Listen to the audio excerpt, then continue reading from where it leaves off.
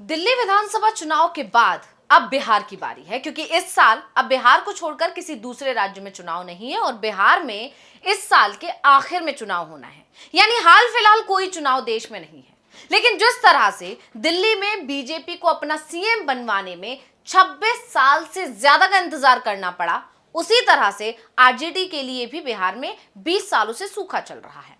इसलिए दिल्ली चुनाव के जब नतीजे आए हैं तो साथ के साथ बिहार की चर्चा भी जोरों से होने लगी है।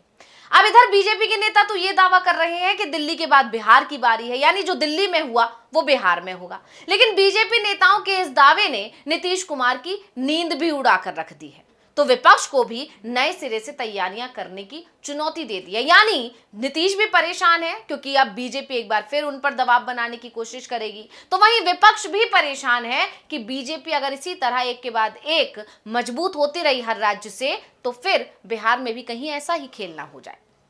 लेकिन दिल्ली चुनाव से आरजेडी और तेजस्वी यादव को नीतीश को हराने का आइडिया जरूर मिलता दिखाई दे रहा है, या कहें कि आइडिया मिल गया है।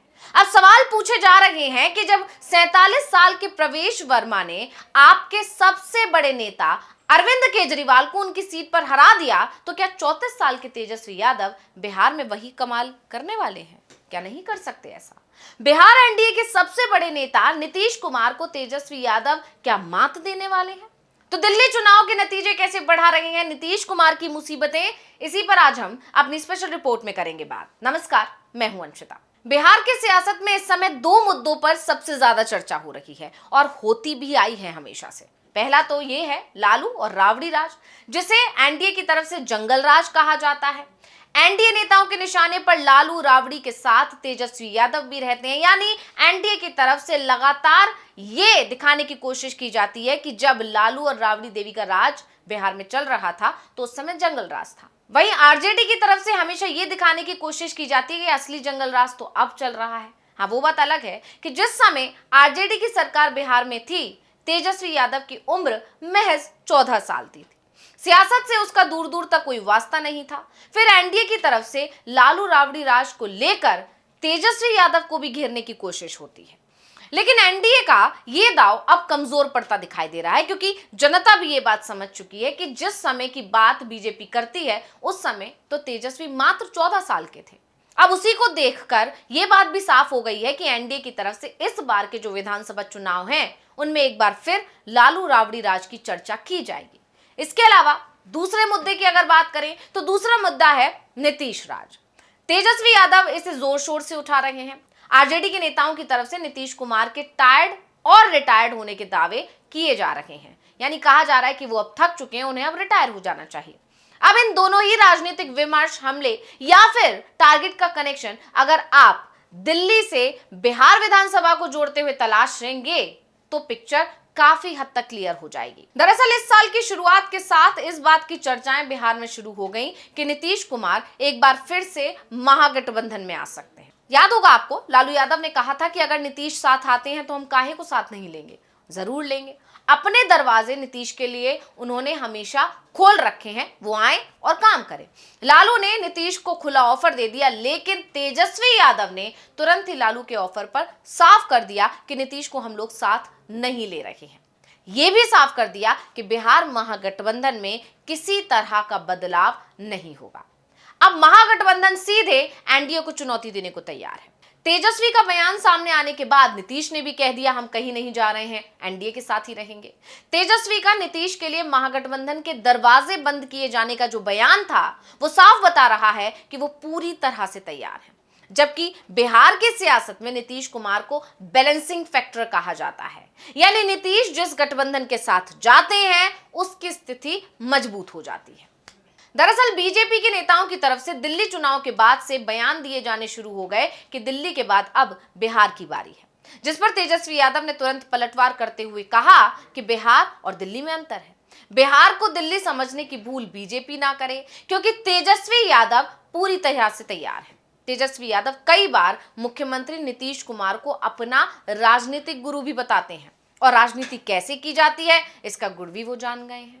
तेजस्वी को एहसास हो गया है कि जो गलती दिल्ली में अरविंद केजरीवाल ने की, वो गलतियां बिहार में आरजेडी किसी कीमत पर नहीं करेगी। यानी कांग्रेस को कमजोर या अपना विरोधी समझने की भूल तेजस्वी यादव नहीं करेंगे। वो कांग्रेस के साथ मिलकर ही चुनाव लड़ने की तैयारी कर रहे हैं। वहीं दूसरा, नीतीश कुमार की छवि पर सीधा हमला। वो नीतीश कुमार को कमजोर सीएम साबित करने की कोशिश कर रहे हैं। लगातार तेजस्वी बेहद सधे हुए अंदाज में नीतीश पर हमला कर रहे हैं। मर्यादा में रहते हुए वो नीतीश सरकार पर सवाल भी उठा रहे हैं। तेजस्वी यादव एक ब्यूरोक्रेट डीके के नाम की चर्चा लगातार कर रहे हैं। वो डीके टैक्स की बात कहकर सीधे तौर पर नीतीश कुमार की सरकार के भ्रष्टाचार की बात कर रहे हैं।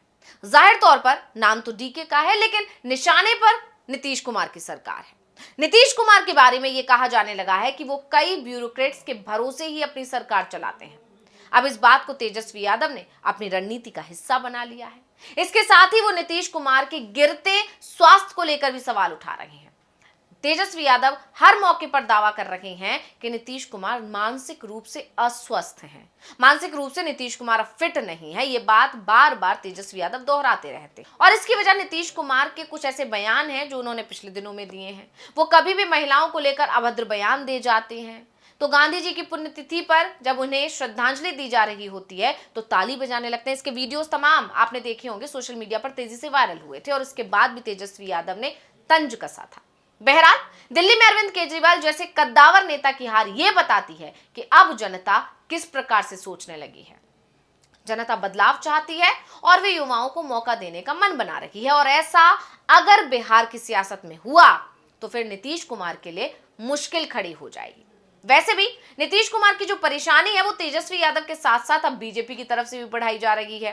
जैसा कि आप जानते हैं कि महाराष्ट्र सरकार बनने के बाद जिस तरह से वहां एकनाथ शिंदे को साइड किया गया, उसके बाद से नीतीश खुद ही परेशान है। बीजेपी के नेता लगातार दावा कर रहे हैं कि दिल्ली में 26 साल बाद सरकार बना रहे हैं और अब बिहार की बारी है, जिसका संदेश साफ है कि बीजेपी के निशाने पर अब बिहार का सीएम पद भी आ गया है।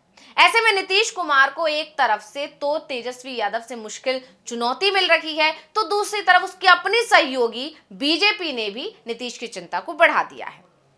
इसी के चलते संजय झा को बयान देना पड़ गया कि बिहार में नीतीश हैं और नीतीश ही रहेंगे। लेकिन एक बात तो साफ हो गई है कि नीतीश कुमार के लिए जो आगे का सियासी सफर है वो बेहद मुश्किल भरा हो चुका है।